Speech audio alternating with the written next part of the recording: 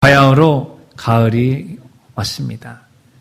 아침 저녁으로는 좀 선선하게 바람이 불고요. 새벽기도 나올 때에는 좀 춥다 할 정도의 그런 이제 느낌을 받게 되고 있는 것이죠. 아무래도 가을하면 결혼 시즌 아니겠습니까? 결혼 참 토요일 주일 결혼 때문에 많이 바쁘신 분들 많을 것입니다. 우리가 토요일 날 또 성경 통독대를 하는 가운데 있지만은 또 그렇게 바쁘셔서 못 나오시는 분들도 많이 있는 이런 때에 이 가을에 정말 하나님의 말씀을 많이 읽을 수 있는 기회가 되었으면 좋겠습니다. 근데 요즘은 이 결혼식을 평일에도 하는 사람들이 늘고 있다고 합니다. 그것도 저녁 시간에 말이죠. 왜 그런가 봤더니만 아무래도 평일날 하면 예식 비용이 한 40% 이상 줄어들 수 있다라고 하는 보도도 있고 또 예식장 구하기가 쉽고 뭐 그런 장점도 있지만 또 단점도 있다 하는 것이죠. 우리나라 지금 2025년 결혼 서비스 평균액이 2,160만 원 정도 된다라는 통계가 나와 있습니다. 그리고 또 아울러서 식대비, 우리가 점심이나 저녁을 먹는 식대 비용이 평균 1인당 6만 원이 넘어갔다.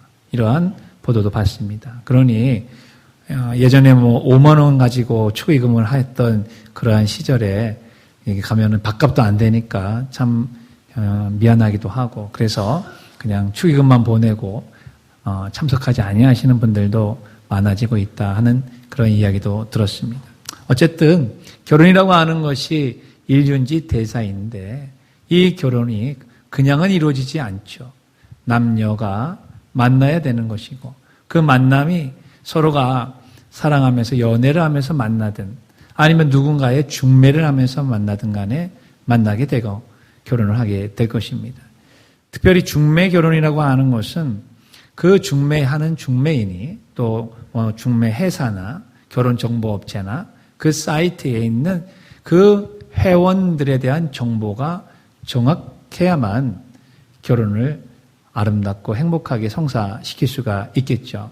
만약에 그 중개하는 중매인이 잘못된 정보를 가지고 남자 여자에게 정보를 나눠주고 결혼을 시켰으면은 참으로 불행한 결혼이 시작이 되게 될 것입니다. 참 한 사람을 만나서 결혼을 해서 평생을 살아가는 거 이거 참 어려운데요. 이것을 우리가 영적으로 신앙적으로 생각했을 때 진짜 살아계신 신을 우리가 만나서 영원한 삶, 영생을 산다는 것 역시 어렵지 않을까요? 결혼이라고 하는 것을 우리가 해봐서 알겠지만 결코 쉽지 않습니다. 그런데 영원한 영생을 얻는 것은 더 어렵다 이런 생각을 하게 되겠죠. 그러나 결코 또 어려운 것도 아닙니다. 살아계신 하나님을 만나 영원한 삶을 살아가는 것은 사실은 불가능한 그러한 일이지만 그 불가능한 문제를 누군가가 전해주고 믿게 해주면 가능하게 되며 그리고 행복한 결혼 생활뿐만 아니라 영적인 신앙생활을 할 수가 있게 되는 것이죠. 로마서 10장 13절을 보게 되면 누구든지 주의 이름을 부르는 자는 구원을 받는다고 약속하셨습니다. 그러나 문제는요. 그 이름을 듣지 못하고 그 소식을 듣지 못한 사람은 어떻게 될까요? 전파하는 사람이 없으면 복음의 소식을 듣지 못할 것입니다. 그래서 15절에 보게 되면 보내심을 받지 아니하였으면 어찌 전파하리요? 기록된 바 아름답도다. 좋은 소식을 전하는 자들의 발이여 한과 같으니라 하면서 좋은 소식, 복음을 전하는 사람들의 발걸음은 복되고 기쁘고 행복함을 시편 기자가 노래하고 있는 것입니다. 그러면서 로마서 10장 17절을 한번 같이 읽겠습니다. 그러므로 믿음은 들음에서 나며 들음은 그리스도의 말씀으로 말미암느니라. 네, 믿음이 생기기 위해서 또한 영원한 영생을 얻기 위해서는 들어야 된다는 것입니다. 그리스도의 말씀을 들을 때에 하나님과 사귐을 갖게 되게 되는 것이죠. 그래서 저는 오늘 이 초대교회의 아주 베테랑 중매쟁이인 사도 바울을 통하여서 하나님을 중매하는 데에 어떻게 해야 되는 것인가를 오늘 말씀을 통해서 나누고자 하는 것입니다. 첫 번째 같이 읽습니다. 하나님을 중매하기 위해선 하나님을 잘 알아야 합니다. 좀 전에도 말씀드렸지만 중매쟁이가 남자 쪽, 여자 쪽, 남자, 여자의 건강, 학력, 경력, 집안 배경, 성격 다 잘 알아야 중매가 원활하게 성사되는 것처럼 우리가 예수 그리스도를 모르는 불신자들에게 하나님을 중매하기 위해서는 하나님에 대해서 먼저 잘 알아야 된다 하는 것입니다. 우리가 하나님을 알게 되는 것은 예수 그리스도의 십자가 사건을 통해서 알게 됩니다. 그리고 예수님의 십자가 사건을 이렇게 표현한 글이 있어서 잠깐 제가 인용을 하는데요. 예수의 십자가 사건은 우주 최대의 하나님과 사람 사이에 있었던 러브 스토리다. 남녀 간에 러브 스토리만 있는 것이 아니라 바로 하나님과 사람 사이에 예수 그리스도를 통한 러브 스토리가 성경에 기록되어져 있다는 것이죠. 정말 이 표현이 너무 마음에 와 닿습니다. 그리고 그러한 예수님은 사랑의 화신이며 또한 성경은 사랑의 편지이고 그리고 십자가는 사랑의 드라마의 절정에 해당한다 하는 그 말도 너무너무나도 마음에 와닿는 내용입니다. 여러분 이 말이 여러분에게 이해되시고 경험되시고 계십니까? 아니면 이 말이 낯섭니까? 만약에 이 말이 낯선다고 한다면 나는 아직 예수 그리스도의 십자가의 사건과 하나님에 대해 제대로 잘 알지 못하고 있다라고 하는 반증이 될 것입니다. 초대교회 베테랑 중매장이었던 이 사도 바울은 처음에는 예수님을 몰랐던 사람입니다.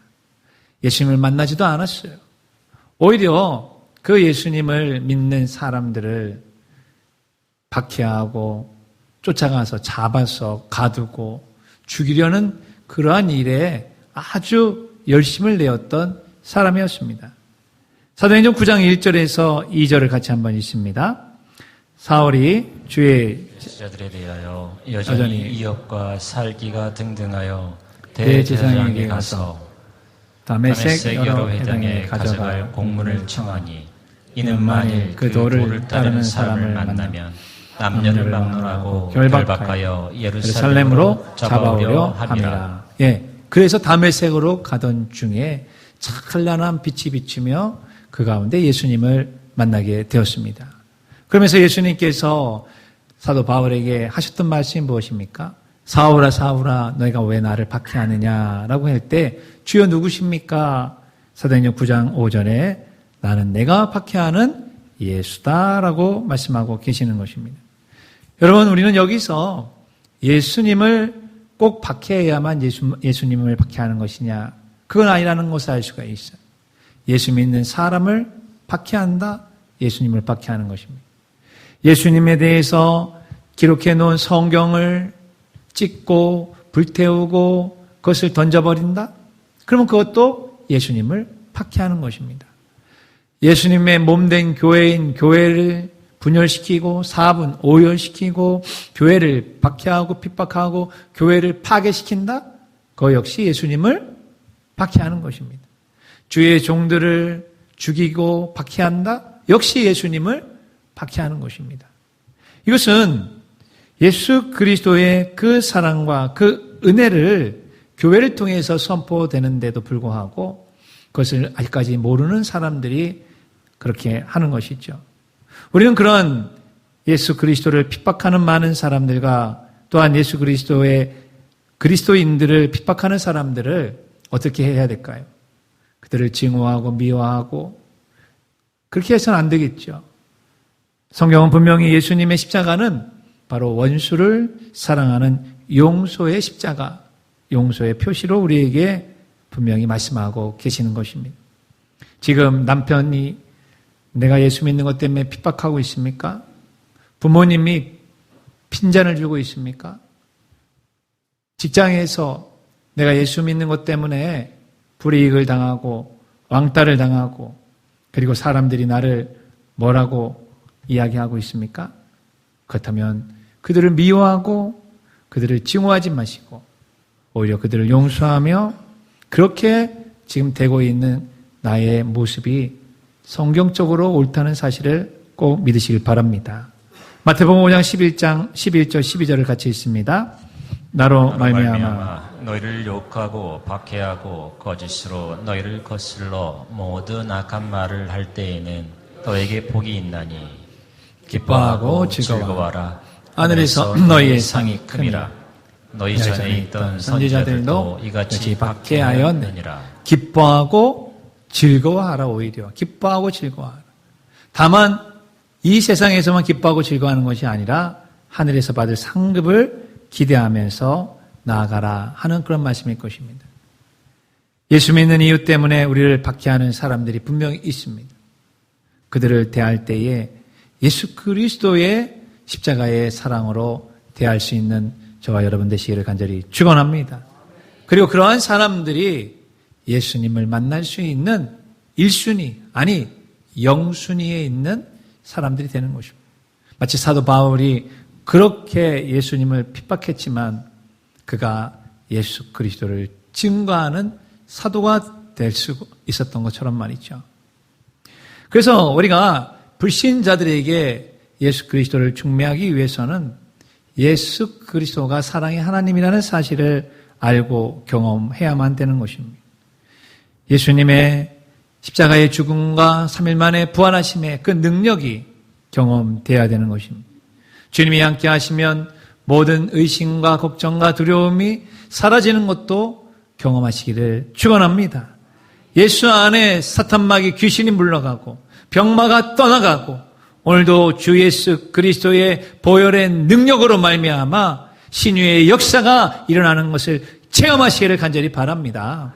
그렇게 될 때에 하나님을 알고 그 하나님을 불신자들에게 증거하며 간증할 수가 있게 되는 것입니다. 이러한 그리스도인이라고 하는 것은 바로 하나님을 불신자들에게 중매시켜주는 사람. 그래서 하나님에 대해서 먼저 잘 알아가실 수 있는 우리 모든 성도들 되시기를 주님의 이름으로 축원합니다. 두 번째 같이 있습니다. 하나님을 중매하기 위해선 인간을 잘 알아야 합니다. 네, 중매장애가 남자 여자를 다 알아야 되는 것처럼 우리가 성경에 나와 있는 하나님을 잘 알아야 되는 것은 처음인 것, 첫 번째인 것이고요. 그 다음에 또한 인간인, 사람이 과연 누구인가? 인간이라는 존재는 무엇인가? 인간은 왜 악한가? 그리고 인간은 왜 죄인이 되었을까? 또 인간은 왜 그 죄악에서 벗어나지 못할까? 죄악의 형태는 어떠한 것인가? 이 모든 것을 알아야 우리가 불신자들을 하나님께로 인도할 수가 있게 되는 것입니다. 이 모든 것들이 다 성경 안에 있습니다. 성경은 그래서 보물 창고입니다. 성경에는 보물이 숨겨져 있는 동굴과도 같은데요. 여러분의 성경책을 한번 이렇게 보시면 성경책을 한번 덮어서 한번 보십시오. 거기에 반달 모양의 구멍이 파여져 있는 것을 볼 수가 있을 것입니다. 구약에는 까만 구멍이 파여져 있고요.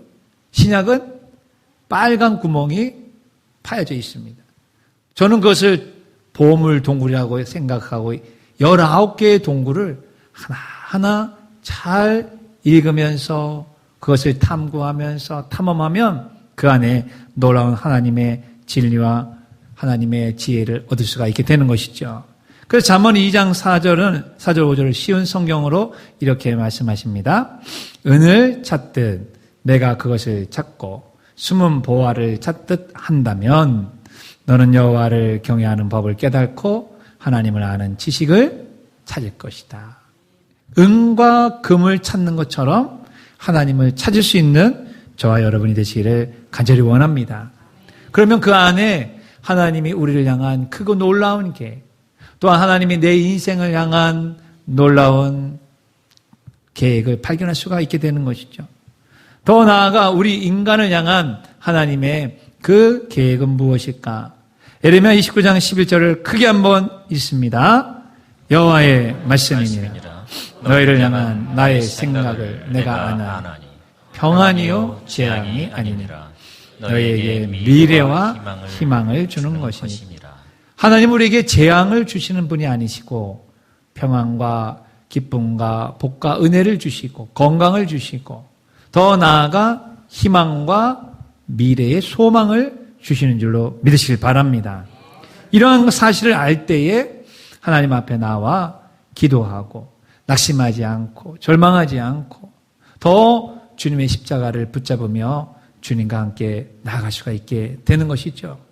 반면 우리의 인간은 어떻습니까? 이런 하나님의 말씀이 이름에도 불구하고 여전히 인간은 그런 하나님의 사랑과 은혜를 잘 잊어버립니다. 하나님의 계명을 버립니다. 진리를 떠납니다. 세상에서 홀로 방황합니다. 외롭고 고독하고 쓸쓸합니다. 어두운 가운데 거하면서 좌충우돌하며 이리 찢기고 저리 터지고 그러면서도 괴로워하면서도 또다시 후회하면서도 밝은 빛 가운데로 가야 되겠다라고 하는 것을 알면서도 주저주저하고 있는 것이 오늘 우리 인간의 모습이 아니겠습니까? 예수님의 십자가의 사랑에 감사하기보다는 오히려 그 십자가를 멸시하고 천대하고 조롱하는 것이 인간의 모습입니다. 이런 모습을 이사야 선지자는 이미 예수님이 오시기 전 700년 전에 이미 우리의 모습이 이럴 거라고 예언을 했던 것이 있었습니다. 이사야 53장 5절 6절에 이 말씀을 읽으면서 우리의 모습을 같이 보시길 바랍니다. 읽습니다. 그가 찔림은 우리의 허물 때문이요 그가 상함은 우리의 죄악 때문이라. 그가 징계를 받음으로 우리는 평화를 누리고 그가 채찍에 맞음으로 우리는 나음을 받았도다. 우리는 다 양 같아서 그릇 행하며 각기 제 길로 갔거늘 여호와께서는 우리 모두의 죄악을 그에게 담당시키셨도다. 여기서 우리는 다 양 같아서, 양은 목자가 있어야만 생존할 수 있습니다. 양은 목자가 인도하는 대로 가야만 푸른 초장, 맑은 시냇물을 먹고 마시면서 살이 찌우고 건강하게 살아갈 수가 있습니다. 그런데 그 양이 목자를 떠나는 것처럼 하나님을 떠나서 그릇 행하면서도 양은 참으로 고집불통이라고 하는 동물이거든요. 돌아오지를 않는다 하는 것이죠. 마찬가지로 우리 인간의 모습 속에서는 이러한 것을 볼 수 있습니다. 사탄의 소나기에서 벗어나야 되는데 벗어나지 못하고 여전히 하나님 앞에 내버려 두라고, 나를 그냥 내버려 두라고, 내 마음대로 살고 싶다고 외치고 있지 않습니까? 내 인생은 내 것입니다. 간섭하지 마세요. 그냥 내버려 두세요. 여러분의 초, 중, 고등학교 또한 지금 청년들이 집에 있을 때 아침 먹으라고 깨우면 뭐라고 얘기합니까? 아유, 좀 가만 내버려 둬요. 간섭하지 말아요. 그냥 내버려 둬요. 잠자게. 이렇게 말하는 거. 그냥 내버려 두세요. 이 말이 좋은 말 같지만 결코 그렇지 않습니다. 밥 먹을 때 밥 먹어야 되고, 일할 때 일해야 되고, 공부할 때 공부해야 되고, 예수 그리스도를 믿어야 될 때 믿어야지 그냥 내버려 두세요 했다가는 큰 코가 다치는 일이 생기기 때문인 것이죠. 여러분, 그렇지 않습니까? 내 인생을 그냥 내버려 두라라고 말하는 것은 사탄이 우리에게 속이고 있는 것입니다. 전도서에 보게 되면은 그러한 사탄의 이야기에 속아 그대로 살아가면 어떻게 되는지를 우리에게 알려주는 솔로몬의 지혜가 있습니다. 전도서 11장 9절을 한번 읽어보실까요? 청년이여 내 어린 때를 즐거워하여서 내 청년의 날들을 마음에 기뻐하여 마음에 원하는 길들과 내 눈이 보는 대로 행하라. 그러나 하나님이 이 모든 일로 말미암아 너를 심판하시죠. 거기 보게 되면은 행하라. 내 원하는 대로, 마음이 원하는 대로, 눈이 보는 대로, 끌리는 대로, 이끌린 대로 그냥 살아라 이거예요. 얼마나 좋은 얘기입니까? 그리고 실제로 이렇게 지금 살고 있는 사람들 수없이 많이 있죠. 여러분 지난 한 주 동안도 이렇게 살고 싶어서 그렇게 살아본 사람도 있을 것입니다. 그런데 그러나가 있습니다. 하나님이 심판하실 수 있다는 것을 알라 하는 것입니다. 그렇기 때문에 10절에 보게 되면은 그런 즉 있습니다. 근심이 내 마음에서 떠나가게 하며 악이 내 몸에서 물러가게 하라. 어릴 때와 검은 머리의 시절이 다 헛되니라. 헛되다. 여기에 인생의 50, 60, 70, 80, 90을 사시고 계시는 분들은 이 말이 무슨 말인지를 직감적으로 아실 것입니다. 그렇게 추구하고 그렇게 집착하고 그렇게 가지려고 애쓰고 노력했던 그 모든 것들이 어느 한순간에 보면 다 헛된 것이야 라고 말이죠. 그럴 때가 우리 모든 사람에게는 반드시 다 오게 되어져 있습니다. 그것을 누가 먼저 일찍 깨닫느냐에 따라서 우리에게 주어진 인생이 참으로 의미 있고 가치 있고 그리고 헛된 날을 보내지 않게 될 뿐인 것입니다. 사랑하는 성도 여러분, 우리가 성경에서 나오는 인간의 이 제약된 모습 속, 제약된 행태, 또 제약된 생각, 그대로 우리가 그대로 살아간다면 우리의 목적지는 지옥행이라는 사실을 우리는 잊지 말아야 될 것입니다. 어느 나이 많은 스코틀랜드의 설교자가 교회에 이제 예배드리러 가다가 그 자기 지역에 있는 유리공장 앞을 지나가게 되었답니다. 근데 이제 공교롭게도 이렇게 시간이 있어서 좀 보니까 유리공장에 그 유리를 녹이는 그 용광로를 보게 되었어요.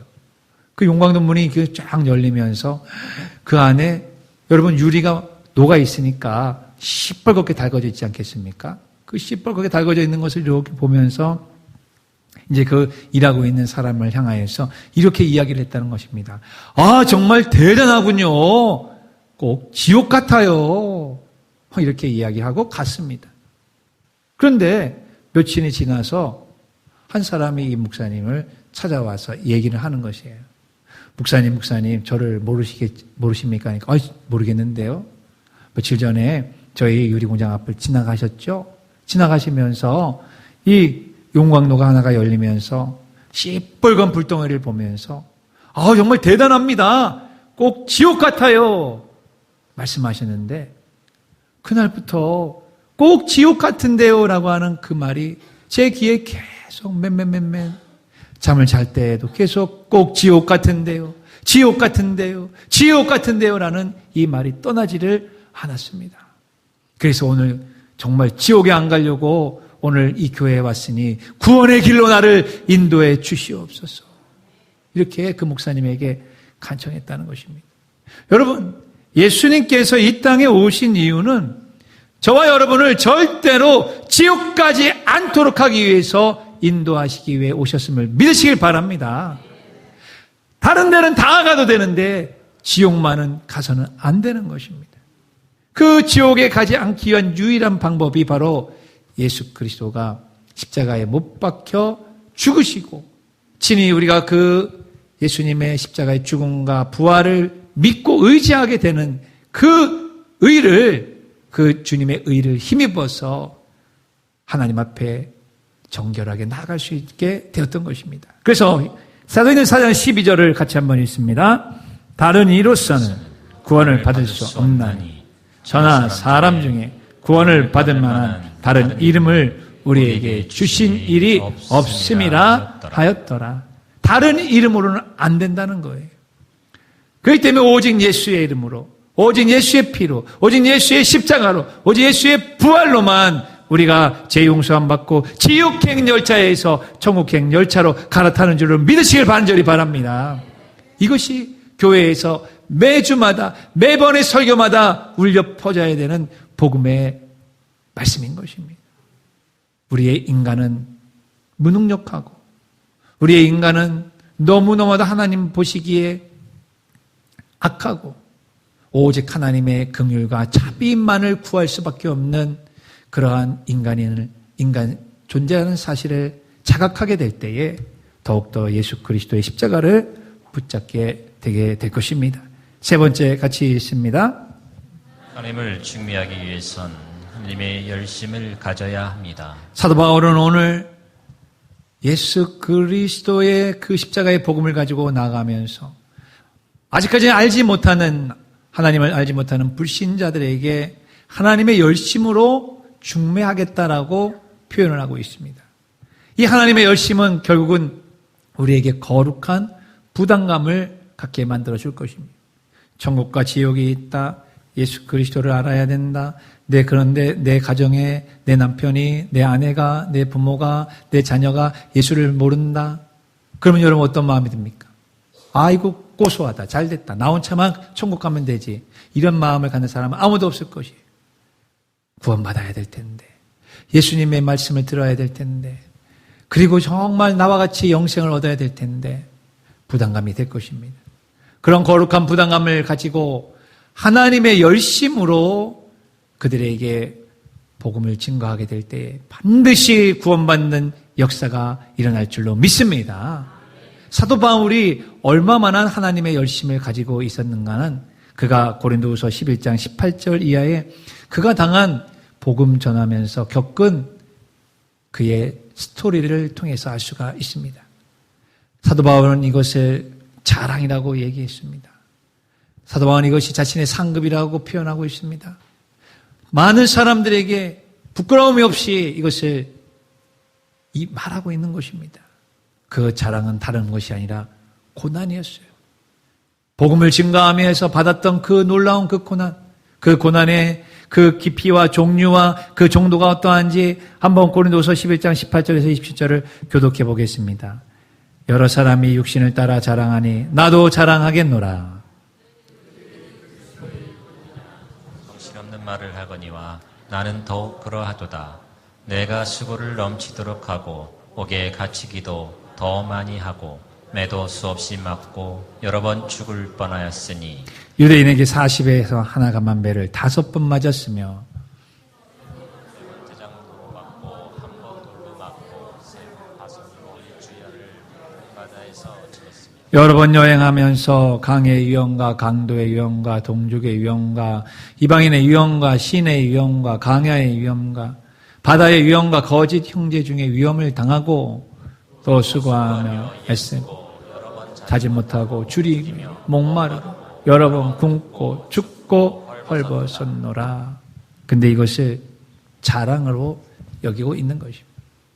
바로 하나님의 열심으로 믿지 아니하는 사람들에게 다가가서 이 복음을 전했던 것, 그러면서 겪었던 육체의 고난, 그리고 육체의 고뇌, 이것을 자랑으로 여길 수가 있었던 하나님의 열심이 오늘 우리에게도 전달되시기를 간절히 바랍니다. 그러기에 그는 로마서 1장 16절에 내가 복음을 부끄러워하지 않는다라고 이야기하고 있는 것입니다.